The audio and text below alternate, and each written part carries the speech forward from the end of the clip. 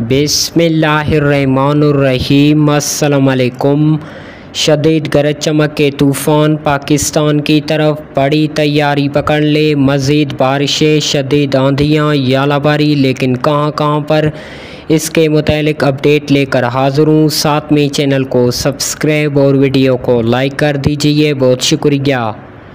नाज़रीन, मौसम की ताज़ा तरीन सूरत-हाल के मुताबिक इस वक्त कमज़ोर मगरबी हवाओं के सबब मुल्क के मुख्तलिफ़ इलाकों में गरज चमक वाले बादलों की तश्कील हो चुका, जिसके बाद पंजाब के मुख्तलिफ़ इलाकों इस्लामाबाद, रावलपिंडी, चकवाल, तेलंगाना, मंडी बाल्दीन गुजरात, गुजरांवाला, हाफिज़ाबाद, कलर सीदान गुजरात, बखर, लिया, कोटअद्दू, डेरा गाजी खान और हंगू, कोहाट, थल, लकी मरवत, मकीन, वाना, टांक, वज़ीरिस्तान और योब, बारखान, हरनाई, लोरालाई, डेरा बुगटी, जामशोर, हैदराबाद, मातली, बदीन, थाना बुला खान, अछड़ोथर के मुख्तलिफ़ मकामात पर कहीं हल्के तो कहीं गहरे बादल गरज चमक वाले बनने का अमल जारी।